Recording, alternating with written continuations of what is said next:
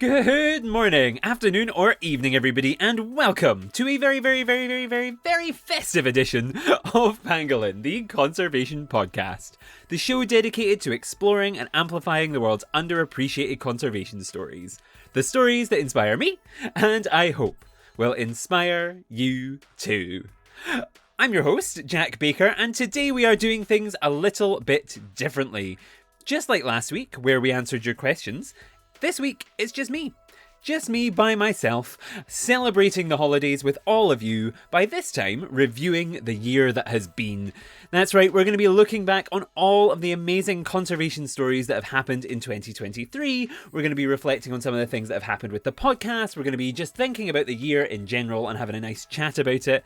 And then we're going to look forward into 2024 and think about some of the things we might like to happen, some New Year's resolutions, and yeah, hopefully just have a very good time and wrap up the year with a nice little bow on top, nice little festive, bright red bow. Imagine it, you're unwrapping it now, it's beautiful, it's wonderful, it smells a little bit like oranges and maybe like a tang of like cinnamon. That's what we're going to be doing. And so, without further ado, let's get started. Sorry. Let's get festive. Sorry.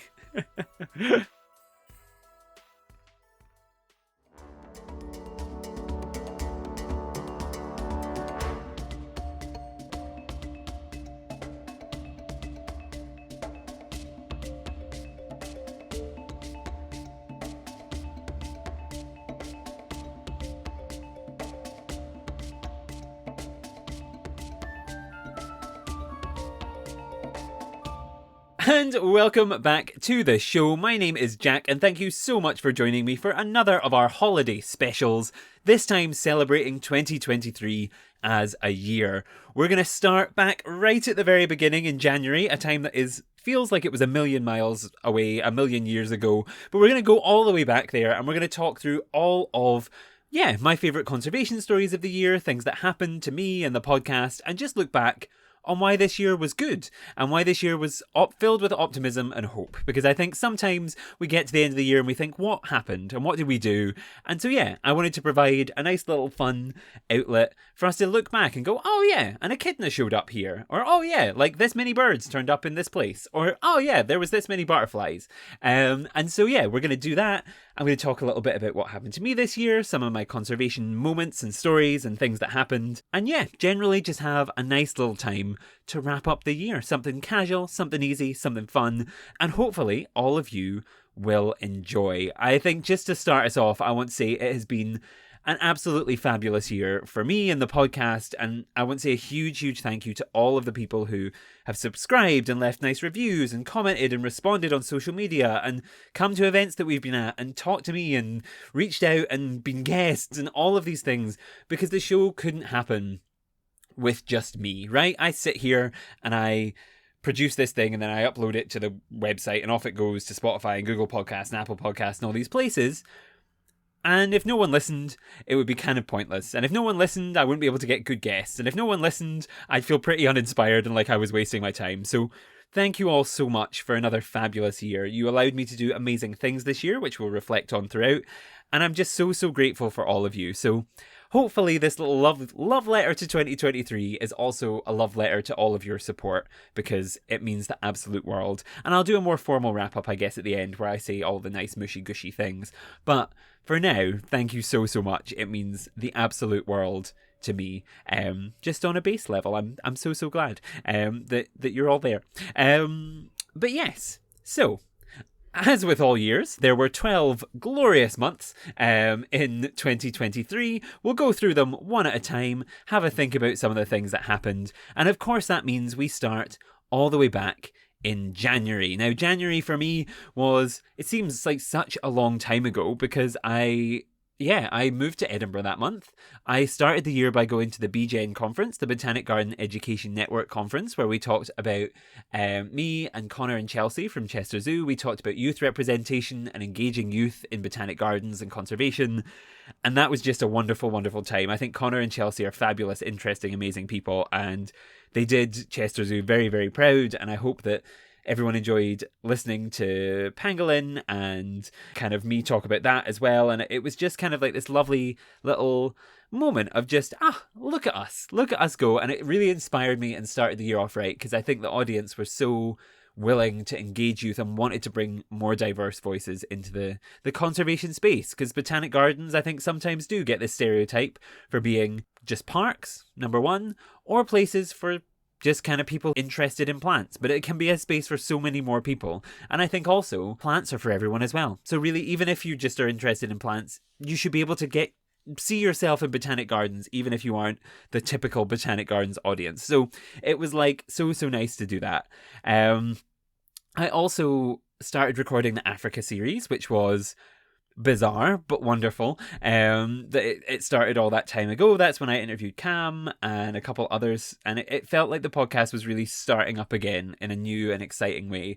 I love a themed series, and I think it was nice to have like this kind of central theme of Africa and exploring how across the continent there are so many different species and ways of doing conservation and people doing conservation, and it was just a really nice experience to start that then. And kind of, I always get excited when I'm planning a new series because it feels like I'm sneakily doing something behind the scenes, and it was just amazing because I was making contact with beautiful, wonderful, amazing people and voices, and it was such a good time. And yeah, it was just brilliant. And I think aside from that, and aside from my life, there was also amazing things happening in the world of conservation.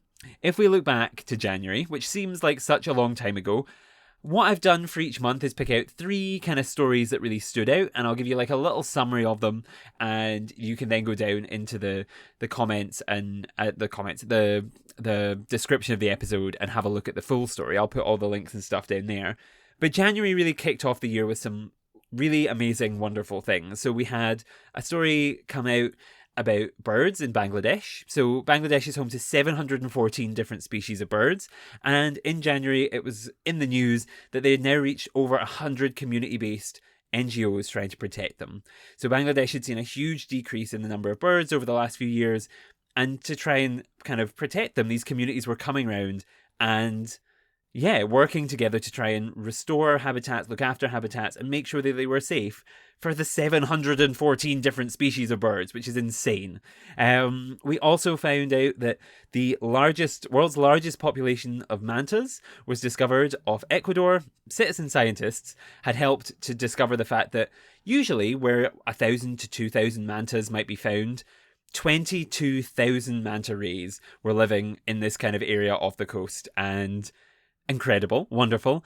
And also, to bring it back onto land, we've had birds, we've had creatures, we've had animals of the sky, we've had animals of the sea, and to bring it back on land, the hairy-nosed wombat boomed after droughts in 2017 to 2019. Their numbers had really suffered, but they came back with a vengeance this year in January, which is so wonderful to kind of hear. And I think this is the kind of news story and way that I like to kick off the year, because it's like we sometimes get this narrative of, oh, everything's bad, conservation's always an uphill battle, and sometimes it is, right? And sometimes it's hard, but there are all these amazing things happening. So January started off the year very, very, very, very nicely for that.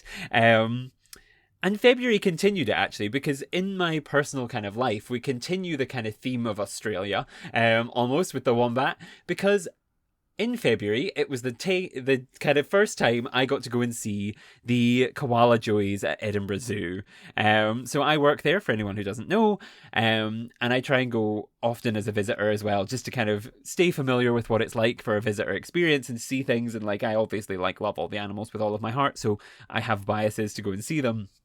And in February, there were 2 beautiful, gorgeous, wonderful koala joeys that I got to go and see, and they were the sweetest little angels. And I think, where these stories and interacting with people in January had kind of reminded me why I do this on like one level, seeing these animals in real life also reminded me like, this is who we're fighting for. This is what we're fighting for. Like, and it was so wonderful to have such a lovely, good news kind of moment to start the year, and everyone was so excited. And it's nice when you go into a place and you see like the light in kids' eyes like go on, and it was happening every single day with those joeys, and every single time I saw them, my brain just was like, I love you. I can't explain it. I can't tell you too much why. I just love you, and I think it's just fantastic, and it was so fantastic to see them. I should also highlight, though, that I think another species that got overlooked at this time because of the joeys, the koala joeys, was there was also a baby nyala born, which is like a forest antelope. Beautiful kind of golden fur with like these white stripes, big floppy ears, and they are wonderful. And I think obviously koalas are iconically cute and wonderful and lovely, and I love them. So nothing against the koalas, but antelopes, I feel like sometimes people see like an antelope and like, oh, it's a deer. That's it. It's not just a deer. They are the most wonderful, incredible, beautiful things. And when they are born, the ears are just so much bigger than the rest of the head and the animal. So they just look floppy and clumsy and weird and wonderful. And they're just amazing. And I think, so there was one of them born earlier in the year as well. And it was just wonderful. And like, I think, yeah, if you're ever at Edinburgh Zoo or you have the luck to go and don't bypass the Nyala. So they are like up by where the pandas were, and up by the tiger and like near the zebra and stuff. So go and see them because they're great and I love them. And there was one born in February and it made my heart explode and I love them. Because yeah, I think they're just brilliant. In terms of like the wider world and not just my own perspective on it, February was also a good month in terms of conservation. We saw rhino, buffalo and elephant numbers rising in Uganda. We saw Siamese crocodile numbers increasing. We saw western monarch butterflies reach the highest number they had ever reached in decades. So 335,000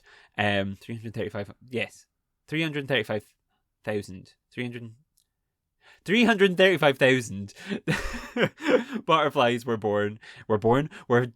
found and kind of recorded this year, which is the highest number in decades. And also, after being granted formal rights to their ancestral lands, it was shown that indigenous groups in Brazil's Atlantic forest were actually helping to restore the forest at a much greater rate and in a much greater way than was previously being achieved. And so just goes to show that these human elements, if well managed and done properly, and kind of the world is more open to more perspectives on conservation, then it works, right? We don't have to make conservation an exclusive thing that puts up walls and keeps people out of space. It can be just as good, if not in this case even better, to bring in diverse voices and give land back to people who have lived on it and have a connection to it and know it better than anybody else. Shocking, I know, but like it's just nice to have these moments of like, yeah, see, this works, and it was wonderful to see that story earlier this year. And I just think, yeah, it's nice, I think, sometimes, because when I was writing this list of things out, it was a lot of like, numbers increase, but it's important, I guess, on a podcast as well that talks a lot about human stories, to remember that there are humans involved in conservation too, right? There's more than just these like little animals that we kind of want to go and like, oh, look at this, we need to protect it. No, like conservation is so much more than that. It's a human story, it's an animal story, it's a plant story, and all of these elements need to be taken seriously and like considered. And so, yeah, it was good to have a case study of that really working in the Amazon. I think it was really, really interesting. Really, really interesting. Yeah. And then we get to March, which, like, I feel like we're flying through the year, but it's really, like, so much good. We get to March, spring begins to springing happens, and I have a very, very busy month. I go off to Amsterdam, Rotterdam, and I go to Paris, and across those times I got to go to Artis, I got to go to Rotterdam Zoo, and I got to go to both Paris zoos, the one in the city, and then the one that's like, it is still in the city, but it's slightly not like in the center, and I just loved them. I think they were so brilliant. All of the above loved. Artists, I first went to Artists maybe 5 years ago. 5 years ago now? Oh, I'm so old. When I went to Amsterdam, and it was wonderful. And then me and Jodie went back this year, and it was just as wonderful. I think I talked in the last episode about my love for the tree porcupine.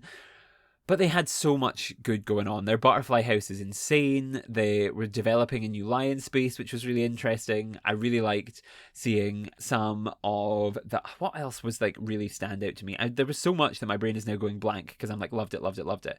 I love their reptile houses. I love the what they called vultures. I find really interesting.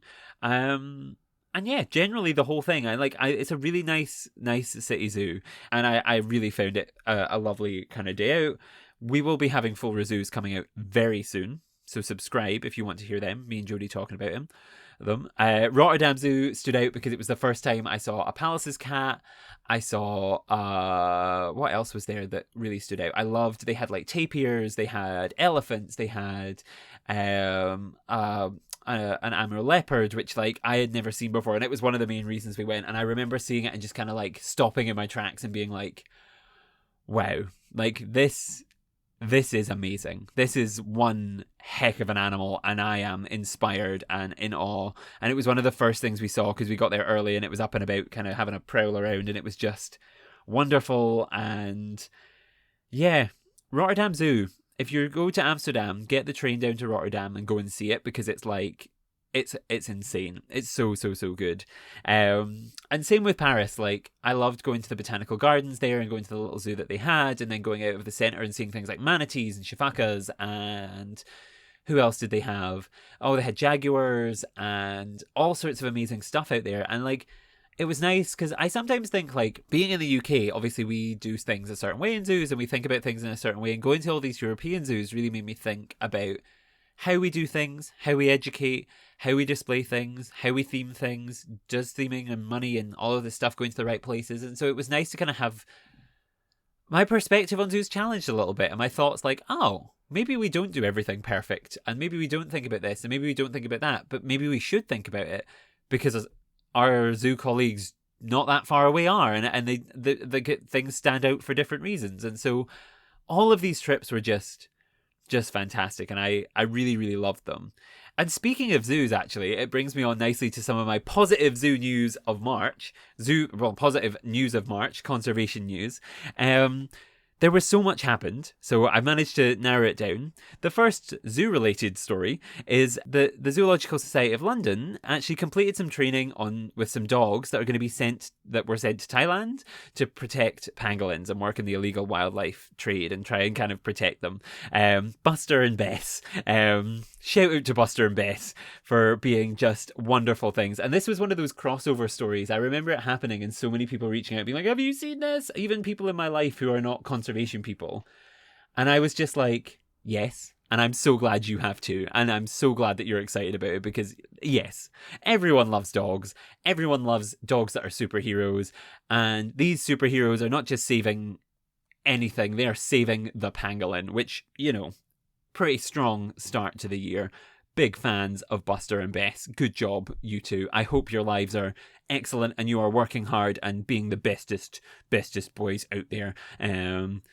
So I was going to say good boy, but I think that's too far because they're definitely not listening. But if you are, I love you guys. And yes, aside from them, they're more wild relatives. There were more than 200 Mexican grey wolves in Arizona and New Mexico registered this year, which is the first time it's ever exceeded 200, which is good. And 380 red-crowned cranes were released into a park in China. So again, we've got all sorts of animal numbers increasing and protections, and actually a little preview of season 6 of Pangolin. This will not be the last time you hear me mention the Mexican grey wolf.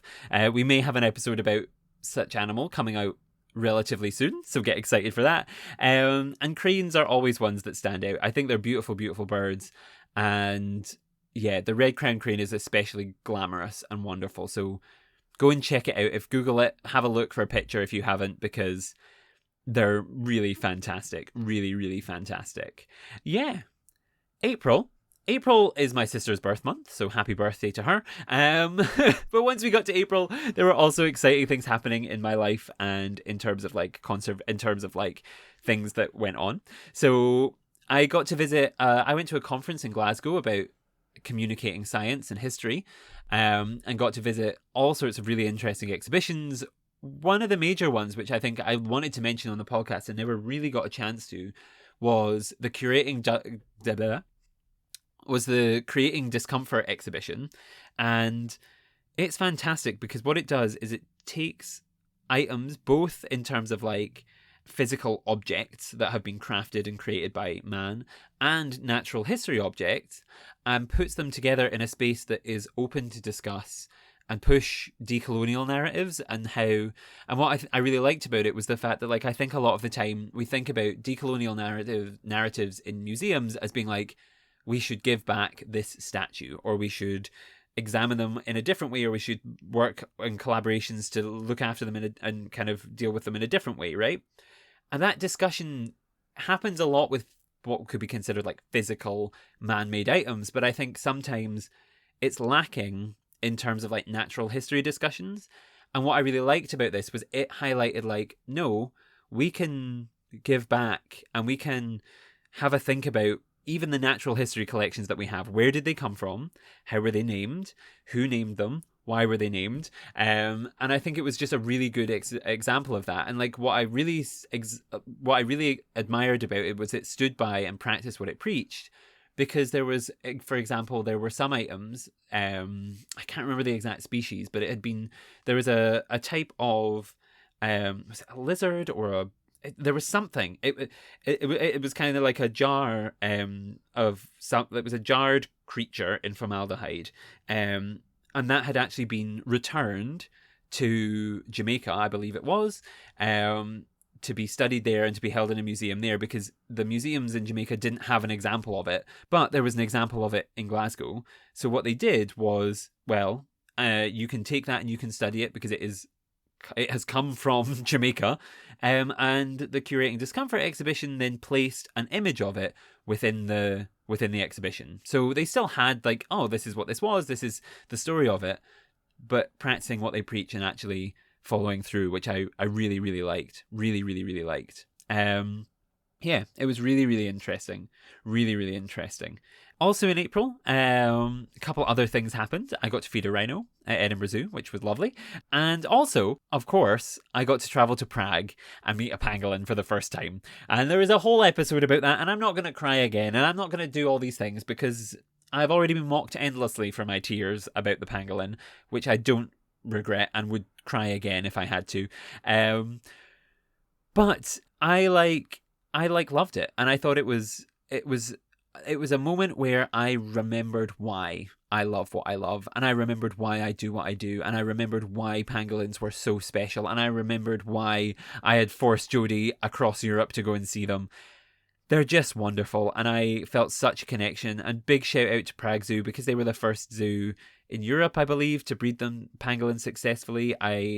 Big shout out to Prague Zoo because they are doing something that is not done in a lot of places, and it must be a challenge. And yet they are bringing the story of the pangolin to so many people, and it's so important and so wonderful. And big shout outs to them because yeah, it can't be easy. And I was so grateful, and I'm not going to cry again. Not now, not this far in. We'll wait till the end, but it reminded me why I do what I do. And I think in a world where, yeah, I was feeling a little uninspired, I think, at this point in the year. Like, I was feeling a little like, oh, why am I doing this? That moment came and reminded me exactly why. Exactly why. So yeah, loved it. Loved it. April was also a good time for conservation stories, of course. 3 very ocean-based stories, actually. Great white sharks, there was news stories about them recovering in Canadian waters, which is exciting. The Mediterranean monk seal, which we covered in our Good Morning Greece series a few years ago, I believe. We talked a little bit about it. Reduced and how it was really quite endangered. Well, it's now been reduced from critically endangered to endangered.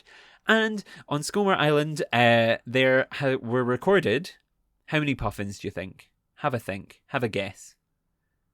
1, 2, 3.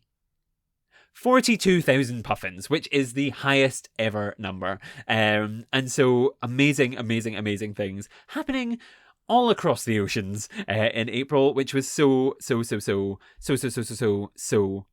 wonderful to hear about. And yeah, moving on again, that brings us to May. And May is significant for the most important reason. It's the most significant thing that happened all year, really. And that was I saw Beyonce when she came to Scotland. And I think all of us can agree. Above all else, that is the most significant thing. We can just scrap the rest of the episode. No, it was fabulous. It was wonderful. But it was not the only amazing thing to happen in May. There were a lot of cool, amazing things. Although... No, I can't say well, maybe it was. It was incredible, and I'm very sorry if anyone didn't get to see the Renaissance tour. Go and watch the film, because it's incredible and amazing, and she is incredible, and never ever fails to impress. Never lets us down. Does our Beyonce? What a absolute queen she is. And so yeah. Aside from that though, I got to work around the country with different botanic gardens on youth engagement, which was very, very fun. I got to go to Loch Lomond, spend a few days up there with my family, and kind of just escape the world and all the chaos of the world that was going on at that point. Go on some hikes, reconnect with like Scottish nature, because I think that's important, right? Go and connect with the stuff that's around you. You don't just need to connect with pangolins and koalas. You need to connect with what you live around all the time. And I think going to Loch Lomond was a nice reminder that, yeah, Scotland is pretty great. And I love it. So that was a nice moment. And then also we had I believe that was when I presented a grad school kind of conference for my PhD, which was terrifying, but I loved kind of getting it out of the way and kind of talking to people about my ideas and getting them out there. And I think it was just wonderful. So that was fun, even if stressful. And so that was all good, and I really, really loved it. And I think, aside from Beyonce, amazing things were happening all across the world. Ecotourism was helping grey whales in Mexico. The platypus was reintroduced to a park near Sydney, where no sightings of the animal had taken place since the 1970s. And across Namibia, communities have been able to work together to both expand and bring together and kind of join up conservation areas to make them even more able to cope with and support wildlife in different ways. There's wildlife that needs to move around a lot. By connecting all these wildlife areas, they were able to kind of support that. And so, really amazing things in May. I don't know, maybe Beyonce is still the best. I'm not sure, but we'll see. It was really good. Something about Crazy in Love. There's something about it. It was a bop then, and it's still a bop now. And for any audience members who want to know a little bit more about me, this was my fourth time seeing Beyonce live. So I am quite a fan, if you didn't know that already. And I feel like we all are, but just a shocker. Fourth time I've seen her live. And I've loved every single time. And I would go a million more times. So, yeah. I also saw Harry Styles. And he was good too. But let's be real, he's no Beyonce.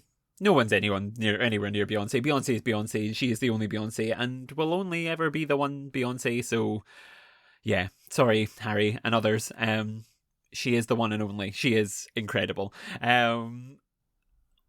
And speaking of award winners, this is such a... I am not on the same level as Beyonce. When June came around, I found out that I had won a BAYASA award. The British and Irish Association of Zoos and Aquariums gave me an award for Rising Star for my work with the podcast and raising awareness of zoo conservation issues and conservation issues in general. And I cannot believe it. There was a whole episode about that as well. And I cried, I think, almost in that as well. And it just still hasn't quite sunk in that I received a trophy standing in Edinburgh Zoo, the place that I grew up coming to. It feels nice to have made an impact on the world that is bigger than I could ever have imagined, because I don't think I ever imagined having any impact. So it was amazing to be recognised in the place that like I grew up going to.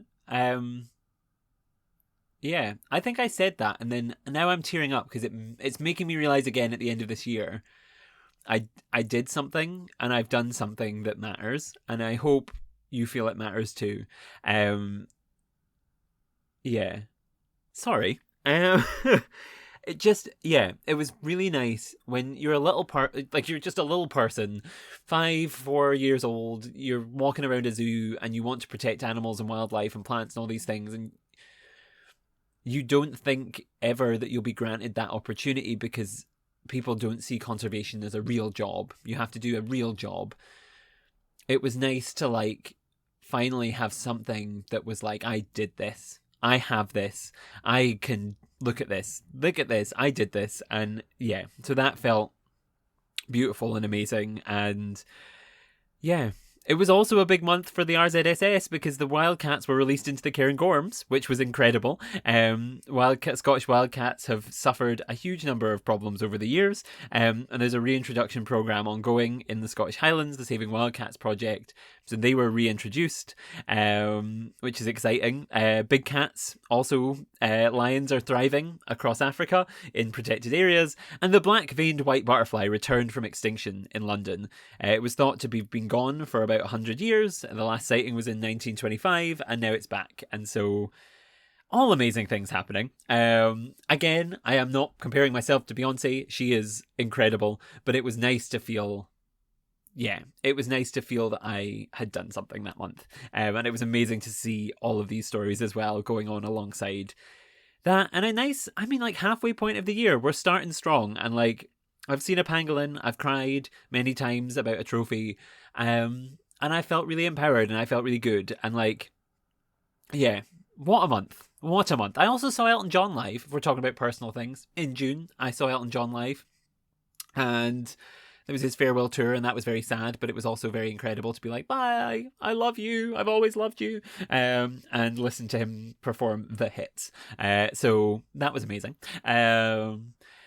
July, also amazing. I got to go to Brussels, which was fun, and then almost straight away went to the Isle of Mull, which I'd never been before, home to otters and eagles and all sorts of dolphins and incredible sea life, and spent some time there with some friends, wandered around kind of the coast and went to kind of to Tobermory and to all of these amazing beaches and walks, and it's just an incredibly beautiful place. And if you haven't been to any of the islands that are around Scotland, go.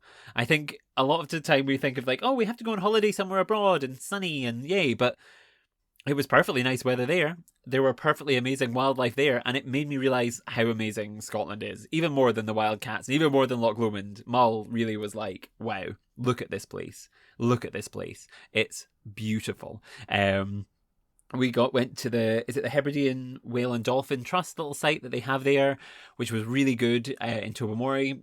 For what is essentially a little shop with a little exhibition. It was really good, and my friends were in love with learning about the whales and the dolphins, and the place we were staying. You could sit and look out over the whole ocean. It felt and just see forever and ever and ever. And I would sit out there and I would just see I was kind of on whale watch, where I would be sat there and then just see this thing move and be hang on. And then if I saw it again, I'd be like, guys, get out. And they'd come out and they'd see, and you could try and see and spot the dolphins and the whales and stuff. And it was just a beautiful place to be. Beautiful, beautiful place. 10 out of 10. Would definitely recommend. It's so, so incredible. And yeah, away from Mull, tiger numbers were announced to be increasing in Bhutan in July. Charcoal from bamboo was helping to save lemurs. So by instead of growing or taking wood from forests, local communities started growing bamboo to turn into charcoal to try and kind of decrease the deforestation that was going on. And that had excellent effects on kind of helping to save lemur species. And then Ireland announced it was going to create its largest ever seabird reserve as well. So all sorts of amazing stuff happening from all across the globe there. We're covering multiple continents this month, but all amazing, amazing, amazing, amazing things. Yeah. Then we get to August, my birth month. August 5th is my birthday. If anyone cares, you can send me a nice tweet next year, or, well, will you? Will it have burned to the ground by then? You can send me a nice Instagram message. I'll probably still be there in August next year. And that was an amazing month. The Fringe was on in Edinburgh, so I was constantly seeing things that were artistic and incredible, and I was constantly impressed by just some of the best performances I've ever seen. And I think it was special because I also think the Fringe brought me together with friends who I hadn't necessarily had before. And big shout out to them, because I went to shows with all sorts of people who I barely knew but now consider my closest friends. So if you're listening, you know who you are. I am so grateful for you. And it was just an amazing, amazing month for all of that. I saw an incredible show about nature, Land Under Wave. I also went to Blair Drummond Safari Park and did some animal experiences with Jodie, which were amazing. Got to feed some lemurs and meet some meerkats and penguins, and it was just a really interesting thing to kind of reframe and make me think a little bit about what I do and why I love what I do. And then, yeah, also presented some of my work at the Botanics. There was kind of evening events on. I also did an event at some point around here with the BTO, and I worked on their Young Leaders course. Was that July or August? One of those two. I did the work with the BTO, so that was fun. The British Trust for Ornithology. And it was fun to go to a Young Leaders course when I feel like I'm still a baby. So it was nice to be like, oh, I can see you 5 years, like they're 5 years younger than me-ish. Like I can see where you are now, and I can see what I was like then, and now you can grow. And like, that was fun as well. All sorts of amazing things. Sorry, I'm getting distracted because the sky is so beautiful tonight. Sorry, we're at sunset and it's gone this beautiful pink and blue. And there's birds swirling ahead of me. They look like, I think they're just gulls. There's some kind of gull swirling around looking for something. But anyway, very 1989 Taylor's version, mixed with Lover with the pink and blue. If you've listened to the last episode, you'll know why I love Taylor Swift. But yeah, so that was all happening. At the meantime, we'll continue bird theme. Ospreys bred in Ireland for the first time in 200 years. Mexico announced 13 new protected areas. And now, I might mess up the pronunciation of this. I'm going to try my very best. The Takahi returns to the wild in the alpine slopes of New Zealand. And it's a beautiful bird. It's red, green, red on the beak, kind of green and blue on its feathers, and it looks almost prehistoric. It looks like a dinosaur. It's quite frightening, but it's also fantastic. And so that was obviously the big conservation news. I think many people were inspired by that, and it's always nice when it's something weird like something that's not a common animal that gets the attention, right? Like I think not a common animal, not a commonly discussed animal that gets the attention, right? Like that's what we're here for. We're here for the weird and wonderful, and I want to do more bird episodes next year. So if anyone out there is an expert, come and talk to me, because I want to know more about birds, because they're great and they're underappreciated. Yeah. Then we get to September. We're really racing through the year, but we're getting there. We get to September. I saw there were Visayan warty pigs, had piglets at Edinburgh Zoo, and they were the cutest little things. I love them.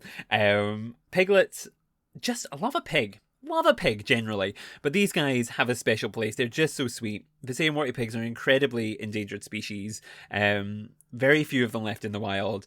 And these guys, I think, really captured imagination and made people stop and think about pigs and the conservation of pigs, which is odd because, like, you'd think everyone loves pigs. They're cute. They're wonderful. They're fuzzy little things. But actually, if I think about when I'm at the zoo, people don't often walk straight past them, but are obviously enticed by lions and tigers and pandas and red pandas and, penguins, flamingos, things like that.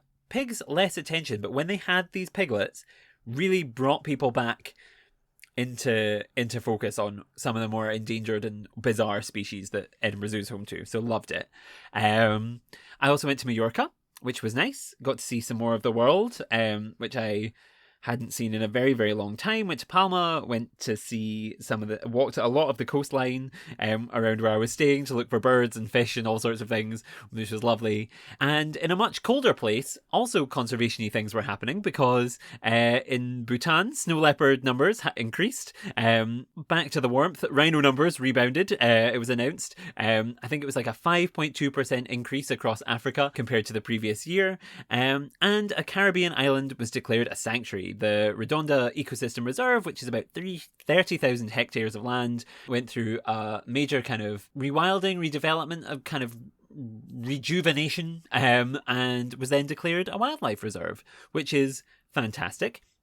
And yeah, that was wonderful. October, we get to an amazing time of year. Halloween time, my favourite of all the times. I got to go to London and present at a conference with Darryl, and talk about podcasting for conservation, which was fantastic, and development, which was really, really fun. Meet some really incredibly interesting people, hear some really amazing presentations, which was just brilliant. And And yeah, it got me thinking because I think it brought together a lot of practices that don't normally sit in the same room. And I think I really value that when you have people from development, when you have people from conservation, where you have people from like building schemes, when you have people from all across the world. Really fantastic. And it means the questions are really good. It means the thought processes are really good. It just was a really nice event, a really, really nice event. And it was really fun to kind of be there and speak about and run a workshop about kind of podcasting while my colleagues slash co-workshop hosts, Alicia ran, who I hope to have on the show soon, so look out for that. Alicia ran one on wildlife art, and Connor, who you know from Rizoo, ran one on presentations, and it was just really amazing. What else is amazing? Galapagos giant tortoises. They were reintroduced to an island and are proving to be an ecosystem engineer, changing a lot of the landscape. That happened in October.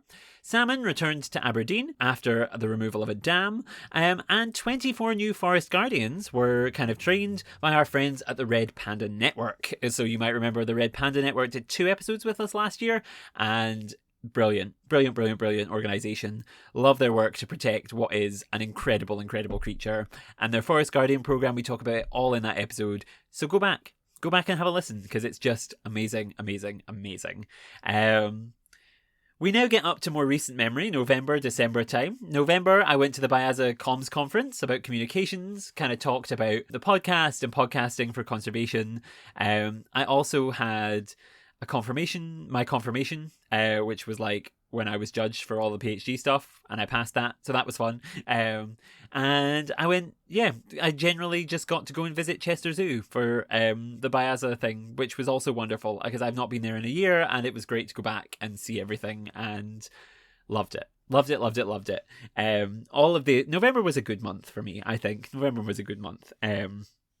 In terms of what was going on. And yeah, it was nice to just have all of the zoo people in one room and like talk to zoo people, which was just really interesting, especially comms, because I'm not an expert in comms. I do this, which is just me talking, but like that's like, it would be like me saying like, oh well, like the presenters of your favorite radio shows are not experts necessarily in comms and advertising of their shows, you know. So it was nice for me as like someone who just sits here and does the talking and asking of questions to get a perspective that I don't usually get, which was really, really nice. Chester, always fun. Got to see some amazing things. Jaguars really make me happy. Orangutans, baby orangutans that were living at Chester this year. Beautiful things. Just, yeah, a great time. Also, maybe the most iconic entrance of all time happened this month as Attenborough's long-beaked echidna walked across a camera trap after everyone thought it was like really critically endangered or extinct. Iconic work from that. Also in Spain, shepherds were learning new techniques and kind of they have learned to live with the Iberian wolf and work in different ways to kind of make sure that they can live alongside them. Bainham Zoo released crayfish into the wild, and Papua New Guinea triples the protected areas that it had. So all amazing stuff. And that brings us to December. December has been a busy old month. It always is, wrapping up for the year. Significant things. I went to London for a few days to see Madonna. But I also got to visit the Natural History Museum and see the Wildlife Photographer of the Year exhibition, which was incredible. And all of the photographers were fantastic. I think some of the images really stood out to me. I am never, ever going to forget War Cub? The name of the picture, which was a photo taken during the Ukraine war, a tiger cub being put into a box and evacuated, and it was so I'm tearing up now just thinking. It's so powerful, and it shows the power of photography. It was incredible, and I think deserved all of the recognition it got. The Portraiture Awards, which were about, the winner of that was a tapir, so obviously I loved that. The Young People's Award, incredible to see how this young person was able to like spend night after night trying to get photos of an owl, and then just amazing results. Like it was really fantastic. I really loved it. Also in significant moments, personally, the pandas left Edinburgh Zoo after 12 years, which doesn't seem like it would be personally significant, but when I think about the fact that's half my life almost, like, it's weird to think of a world in which pandas aren't in Edinburgh, and it's weird to think that like those animals were there before I even considered conservation as a thing that I could do. And they are a large part of the reason I was inspired to do it. And Tian Tian and Yang Wan, I love you so much, wherever in the world you are now. If you're listening out there, maybe they'll put this on so you, in case you're getting nostalgic and missing the sweet Scottish tones back home in China. But it felt so significant to see, just see such amazing animals and be privy to so much information and be able to watch them grow and change and see just how they are for 12 years. 12 years I got to see those animals. And it was just beautiful and amazing, and I think fantastic. So 10 out of 10 work, Edinburgh Zoo, for your work there. 10 out of 10 to the carnivore keepers and the comms team and everybody who did amazing things to protect those and work with those animals. It was just brilliant. So yeah. Also, apart from pandas, good news, California redwoods were recovering after wildfires. It was discovered the kiwi bred in Wellington for the first time in decades. Not a fruity alternative to banana bread. The kiwi bird bred in Wellington for the first time in decades. And the St. Louis Zoo released a Hellbender, which they do a lot of releasing of animals, but this was significant because it was the first time that one of these animals had been bred in the zoo context and then released. And so a lot happened this year. We had elephants, we had snow leopards, we had birds, we had manta rays, we had all sorts of incredible stuff happen. To me personally, I got to see Beyonce, I got to win awards, I got titles hurled my way that I don't even know if I deserve, but I got to do more podcasting, I got to travel to more of the world, I got to talk to more people, inspire more people, hopefully, meet all of you and spend more time with all of you, and it's just been the best year. And so I'm so grateful for everything that has happened. And yeah, it's just been a wonderful 2023. I hope you've all had an exceptionally inspiring 2023, and if you didn't know any of these stories, I hope you now feel inspired by some of the amazing things that happened. A lot of these references I got from a place called Conservation Optimism, the website, so go onto their website and have a look. They have blogs about optimistic stories, so go and have a look, because if you're ever needing optimistic things about a year, it's the place to go. It's just fantastic. But that is enough looking back. Let's look forward into next year. What will 2024 bring? Well, I've had some thoughts, and I guess there's so much that we could talk about, so many potential things that are going to happen. Oh my gosh, I forgot to talk about Barbenheimer.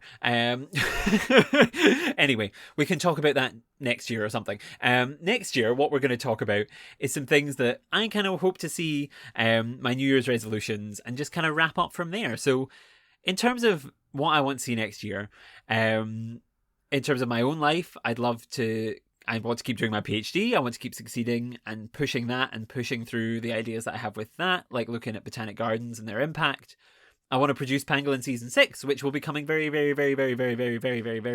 soon. So keep your eyes peeled for that. I'd love to travel to even more places. I've already got a trip to Athens lined up, which is quite exciting. So that will be fun, as part of a field trip with the university. I just want to learn and grow and become an even better person. I want to just be the best version of me, and I want to be the best version of me so I can be there to support wildlife, and I can be there to support people, and I can be there to just be hopefully inspire other people. So I just hope to grow and change and just, yeah. If I could ask anything of the world what I would like to see, I'd like to see organizations be more willing to embrace diversity. I'd like to see organizations really take steps to embrace a more diverse conservation space, both in terms of diversity of age, but also in terms of gender, in terms of race, in terms of sexuality. I think we need to make sure that conservation is accessible to everybody, and there are still walls that need to be broken down there. So I'd like to see that begin to change faster if possible, because I do think, conservation and the protection of wildlife only gets stronger the more people and the more different voices you have. And I think that tide is beginning to turn, but it needs to turn faster. So I'd like to see a more inclusive space created. I would like to see... What would I like to see? I would like to know what's going to replace the pandas at Edinburgh Zoo, but I don't know, so who knows? What else? I'd like to see I'd like to see some of my friends continue to grow and succeed in the wider world. I think there are a number of them out there who like are doing amazing things, and if you don't go and if you don't follow like Alicia Hayden, the wildlife artist, if you don't follow Connor and Steph and their podcast, go and do that. They're amazing. I'll put links to these things below. If you don't, go and what else? I'd like to see who else is out there. Some of my friends who don't do maybe public facing things, I also want them to succeed because they're publishing work to do with amazing things and working on things that are just incredible and interesting. So I'd like to see them succeed with all of the exams and various things that are coming up for them. I'd like to see people fall in love with the nature that's around them even more. I'd like you to go outside and fall in love with the weird birds and bugs and stuff that are in your garden. Go and have a look and see what's out there. Yeah, I think those are some of the things I'd love to see. In terms of a New Year's resolution, I think what I'd like to see is me climb Ben Nevis. I say it every year and I never have, so I'd like to do that. And I'd like to, all the things I said I want to do, I'm going to make my New Year's resolution. I'm going to succeed at my PhD. I'm going to make Pangolin Season 6. I'm going to travel more places. And I'm going to do amazing things are kind of my New Year's resolutions. So yeah, those are all the kind of things that I'm looking forward to. I don't know, what are you guys looking forward to? Let me know, because I think there must be amazing things. I'm looking forward to going and see the Eras tour. I'm going to see more than one date. I'm very sorry if you didn't get tickets, but I am so excited. I love it. I'm so excited. I want to spend more time with friends. All these things. 2024, you've got a lot to live up to, but I'm sure you can do it. I hope all of you out there have a very, very successful and prosperous 2024. I'm sure you all will, because you're all beautiful, wonderful, amazing people, but know that you will always have a cheerleader in me, and I'm so grateful that you are here. I'm so grateful that you subscribe and you listen and you support the show, and I hope that we get to continue doing this and you continue to stick around and support me, and I hope that someday I get to meet all of you. There's a New Year's resolution. My New Year's resolution is I want to record a live podcast, and I want to do it with an audience of people who know who I am and are able to ask the guest questions that they always want to ask but can't ask because they're not in the room. I want to do that, where you can do that. So that could be a fun New Year's resolution.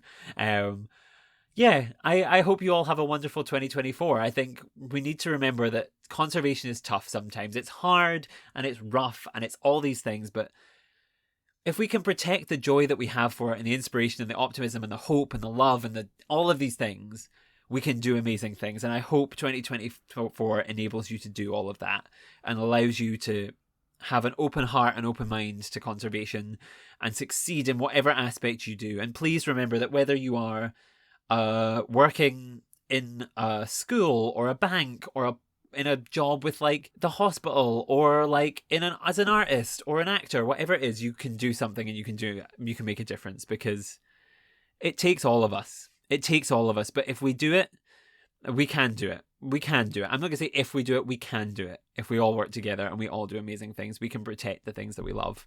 Thank you so much for your constant support. Let's do it. Let's smash 2024. Before I go, of course, please subscribe, leave us a nice review. My goal is to reach 100 reviews on Spotify by the end of next year. We'll see if that happens. But let's go with it. So please help out if you can. I love you guys. Thank you so much. Subscribe, follow us on social media at Pangolin Podcast. Thank you. What else do I have to say? I feel like you've listened to 2 hours of me rambling to myself now, so you're probably like, go away. We've heard enough of you this year. But genuinely, thank you. Love you all. And until next time, goodbye. Until next time. No, not goodbye. Until next time, Happy New Year. Bye.